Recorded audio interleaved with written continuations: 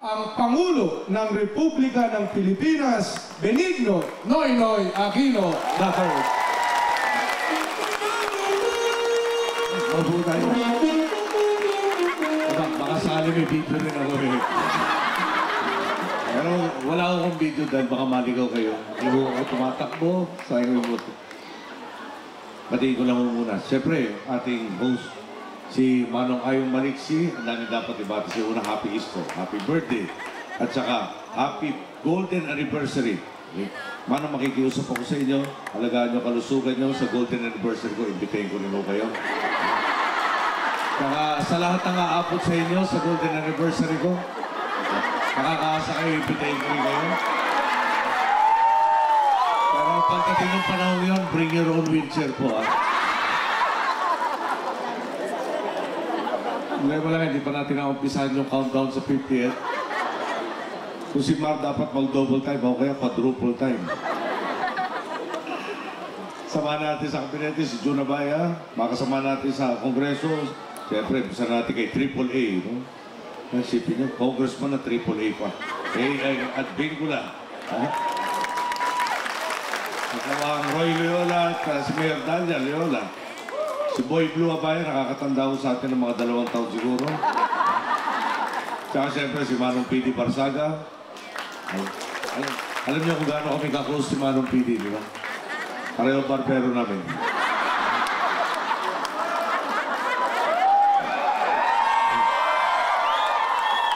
Siyempre, importante nagkakasundo yung executive tsaka legislature.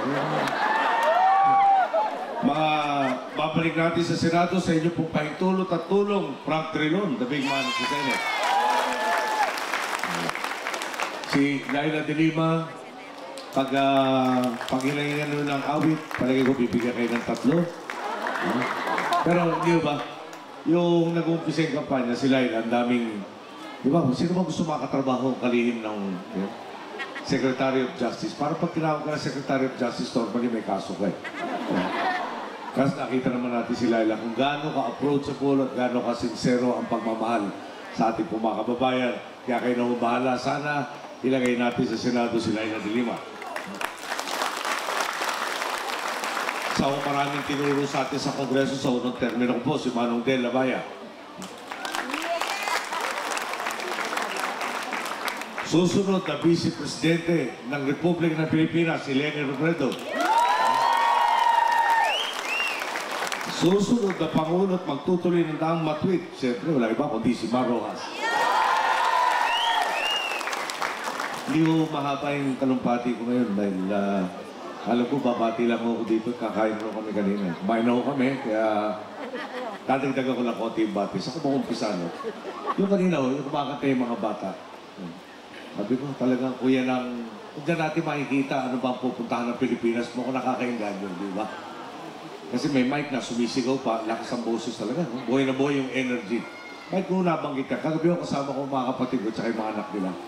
So yung mesa po namin, kami magkakapatid, nagkukwentuhan, 10 mga bayo ko. Yung mga pamaki ko naman, no, kanya-kanya labasan ng telepono. Hindi ko malaman kung nagte-text, nagsisurf ng internet. Ako sabi ko, alam nyo, kada magkita tayo, kami nagkukwentuhan. Kaya hindi ko malaman kung nagkukwentuhan kayo, dinadampay yung telepono yung magkakatabi naman kayo. Yeah? Parang, hindi, medyo kinakabahan ako ng konting. Ako, okay to. Magkakaintindihan tayo, hindi tayo nag-uusap. Pero kanina, kita ko nyo, nung dumating na yung may video at kantahan, sa dulo, di ba, nagkasama-sama yung ating kabataan, puno na sigla, at kung yun ang tanda na mangyayari sa Pilipinas, sulit na rin yata lahat ng pagod at ang hirap. Kakaiba ang talento. Siyempre yung delay na nagawa nila para kay Mar, ha? Pero dito, hindi, yung katangin, medyo napagbuklod tayo. Yung bata, pinag-aralan. Yung mga medyo nakakatanda na konti, mukhang alam nila yung Delilah. Tapos nagkakahiyan. Alam mo yung pag sumasayaw raw ko ngayon, malalaman ko no edad nyo kung paano raw yung kilos na kamay. Di ba? Siyempre, talaga nauna sa atin, maghaharapan yung magpareha, nagbabaw. Kabilang dulo ng plaza. Yung medyo sumunod naman ho, medyo pasundot-sundot. Yung panahon namin ni Mar, medyo papalakpak-palakpak na. Yung sumunod sa amin, tinataas na yung bubong. Yung sumunod sa kanila, pinababa naman yata yung bubong. Kaya kita ko kanina, patid na patid ko sa mukha nyo kanina. Oh, nag-iisip sila kung anong gagawin nilang dance step dito.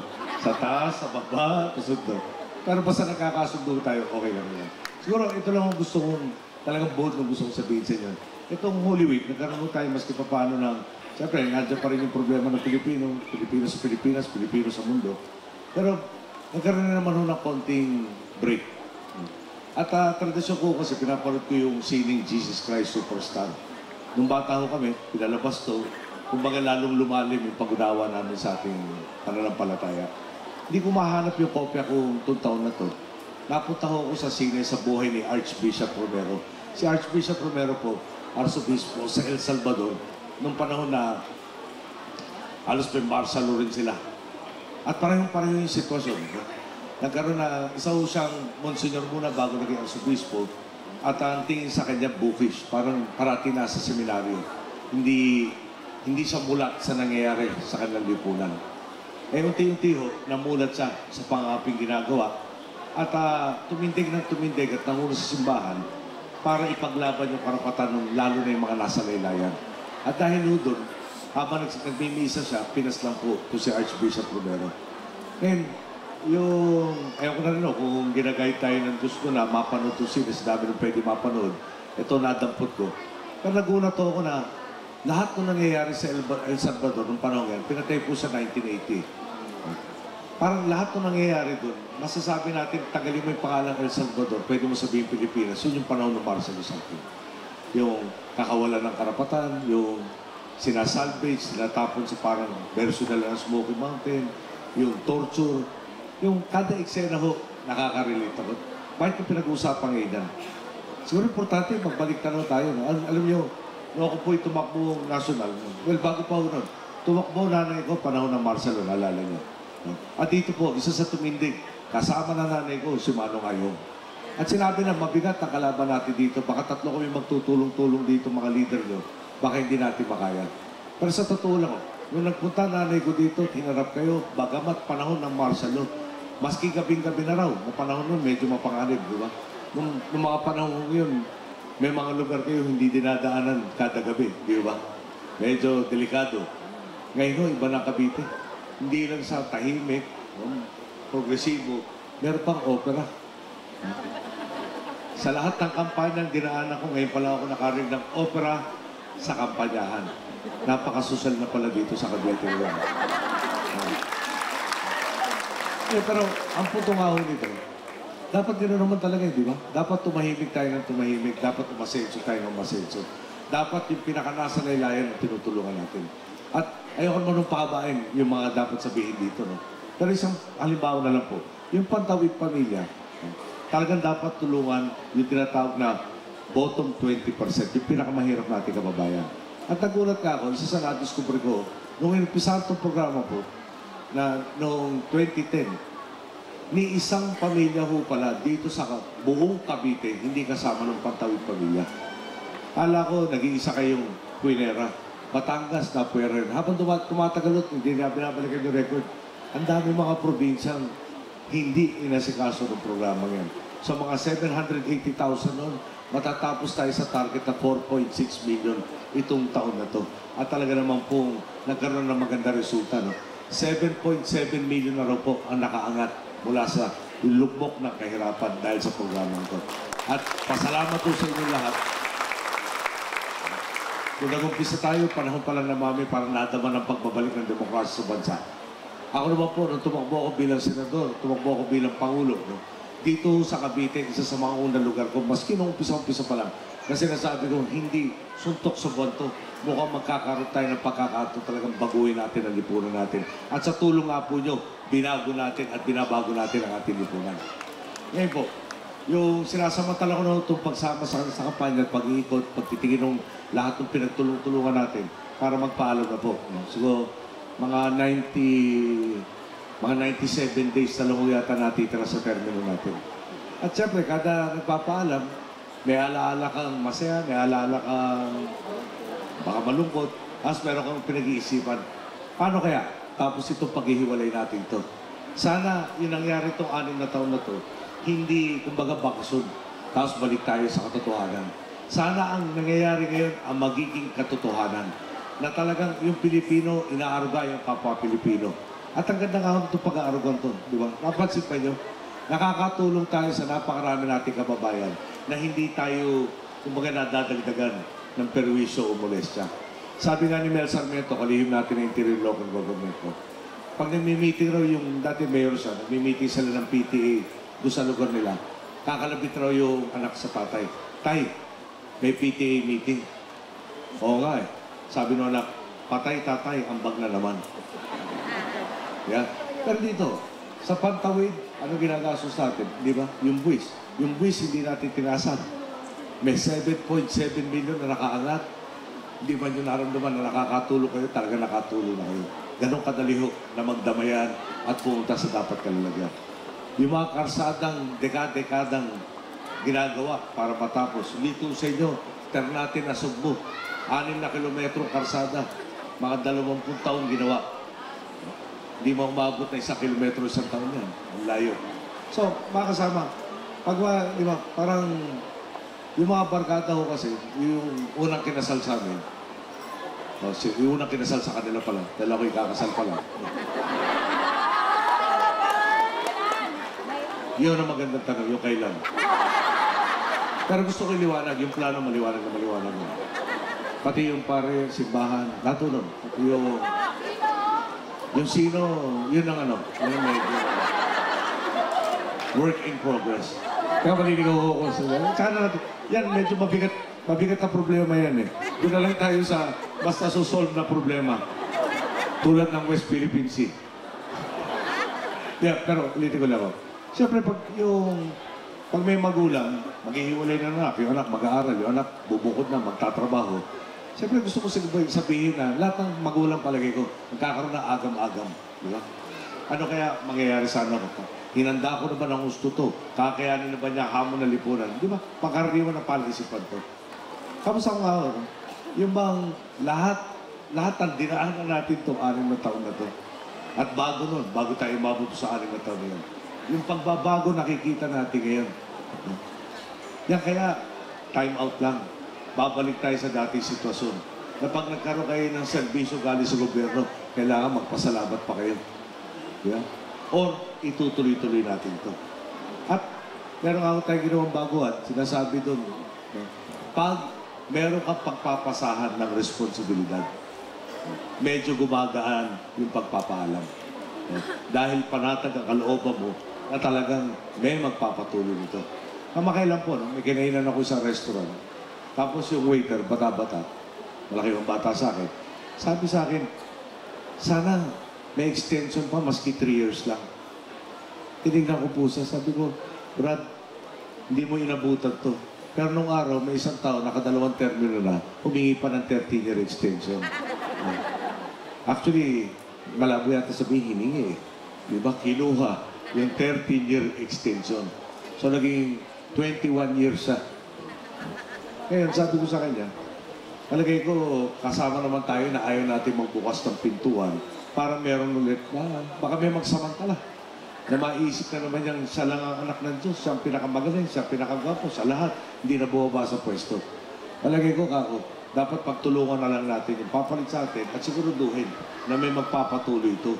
Hindi na kampanyahan ng personalidad, pero kampanyahan ng plataforma. Ano ba yung itutuloy? Yeah? Sino ba ang magtutuloy? Ngayon, babalikan ko lang ako. No? Di pa naman nga nung martial law nung araw. Nung nangangampanya nanay ko, may mga lugar na sobrang takot sila sa martial law. Yung parang batiin na nanay ko, kumuha sila ng dahon na saging na nanililaw. Dahil dilaw ho kulay namin. Pagdaan ng mami, yun na lang ang winawagayway. Pag dumating ng mga berdugo ng martial law, ginagawa kong silungan. No? Nung wala na naman yung berdugo, wagayway na naman sa nanay ko. Di ba parang, hindi ganun kalayo yun eh. Na magsasabi ka lang ng opinion mo, kakabahan ka pa. Ngayon, no? Pinilit natin, parati ko tinatawag kayo mga boss ko. No? Public servant eh, kayo yung pinagsisilbihan. Yung kailangan nyo dapat tugunan. Yung utos nyo, yun ang dapat masunod. At, ulitin ko lang, at siguro ito na pinakabuod ng mensahe. Yung, pwede naman ako na nahimik itong kampanyang to. No? Naging practical, sabi ng iba. Friend of everybody, wala akong kaaway. Pero palagay ko magkukulang ako kung gagawin ko po yan. No? kailangan siguraduhin ko na baka may isang huling mungkahin na lang po ako sa inyo. Itong nangyayari sa atin ngayon, hindi kailangan panandali lang, hindi bakasun lang. Ito pwede natin gawing permanente.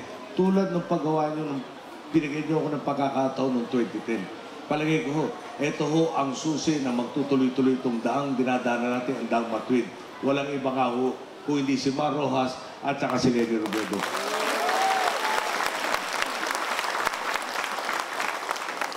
Si Lenny Robredo, madadaman nyo, kung gano'n kasinserong tao to, Mar. Si Lenny, alam nyo ang pinagdaanan. Kung paano pinanindigan ang ibinato sa kanya ng tadhana. At talaga naman po sa lahat ng pagsubok nagpakita. Na talagang swerte si Jess kahanap niya yung sa kanyang beautiful girl. Talagang, yun yung, ano yung naalala ko talaga nanay tatay ko. Na, di ba lahat tayo dumaan siguro ganun. Papaalam ko sa tatay mo, pwede ba magsine? Sagot sa'yo, hindi. Balis sa tatay mo, dumating yung nanay mo, ma, pwede ba magsine? Hindi nga eh. Sa loob ko, hindi naman sila nag-usap, pero di ba? Maski magkahiwalay sila, isa-isip. So, babalik ako lang ako. Yung lahat na nagawa ni Jessie, kung hindi niya kasama si Lenny, baka kalahati nagawa niya. Ngayon na wala na si Jessie, nagpapatuloy yung si Lenny. At sabi nga ng mga magulang ko, huwag kang mag-endorso na sino mang hindi mo kayang garantyahin. Ito si Lenny, gagarantyahan ko sa inyo. Kung ito magkamali, itong malubukong buhok na natitira, paahit na natin lahat, sasama ko sa mga nagpigil. Baka naman pagdating ng panahon na yun, may discount na kami sa Bravero ng mga nagpigil. And si Mar naman, siguro, tingnan na natin, di ba, may kasabihan ng Tagalog. Para makita ang paroroonan, tingnan ng pinanggalingan. Mamili kayo ng krisis. At nasan si Mar? Noong Zamboanga crisis, 3 linggo nando sa Zamboanga. Hindi yung Zamboanga, Maynila, Zamboanga, Davao. Hindi, nagpirme sa Zamboanga para masigurado, kasama ang SND, yung Secretary of National Defense, kasama kapulisan, kasama kasundaluhan, na maprotektan, lalo na yung mamamaya na Zamboanga City, pero lalo na yung mga hostages. At sa hostages nga, inapigan tayo ng pagkakataon, naligtas natin lahat. May dalawa ho, bago tayo kumilos, tumakas, pinaslang ng mga rogue MNLF. Doon sa Lindol, nandun rin sa Cebu at Bohol, si Mar. Yolanda, kailan umalis si Mar? Nung medyo na ibalik na, o na nung balik na. Serbisyo tulad ng tubig. Nung maayos ng daloy ng pagkain, yung bumalik na yung fuel para patakbuhin yung generator, mga sasakyan. Dumating na yung sundalo at police na augmentation para matigil yung looting, etc. Yung sa lahat ng pagkakataon na nandun si Mar, hindi niya inuna photo opportunity na, di ba, may naglabas sa camera, uy, nandito ako. Pag nagbigay ng relief, hindi siya nakipagsiksikan sa unahan. Ako nagbigay ng relief. Si Marho, trabaho ng trabaho. At sa trabaho niya, damang-dama ko kung paano ako binabatikos. Di ba? Almusal, tangalihan, merienda, hapunan, midnights na. Kapag natutulog, palagay ko may umatake pa sa akin. Ganun din. Yeah? Umikot si Mar sa Samar, may bagyo. Sarado mga karsada, nagbaksakan, kawad na kuryente, puno, iba pa. Motorsiklo, nakakalusot. Binanggit ba na umikot si Mar para tiyakin bawat lugar na asikaso at anong problema?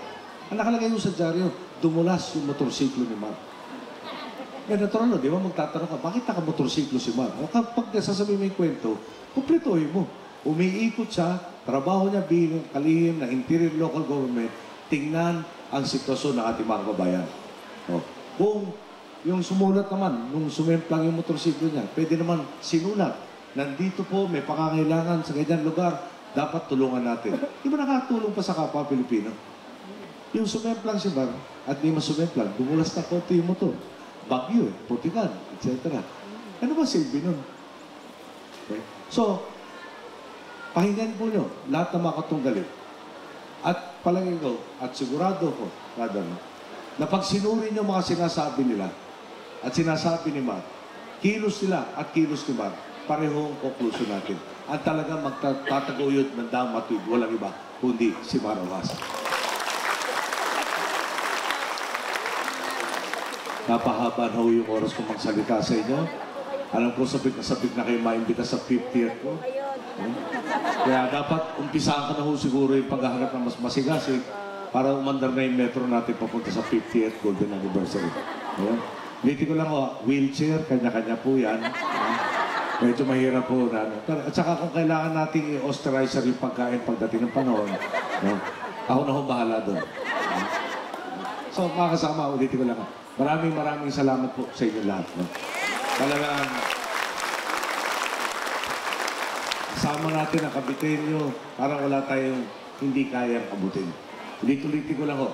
Sino ba si Noynoy Aquino kung wala kayo? Wala ho. Tayo, nagbuklod, tayo yung tinatawag na people power, tayo magtutuloy ng damatwid. Sa pahintulot po nyo, pangungunahan tayo ni Mar Rojas at Lenny Robredo. Maganda ka po po. Maraming salamat.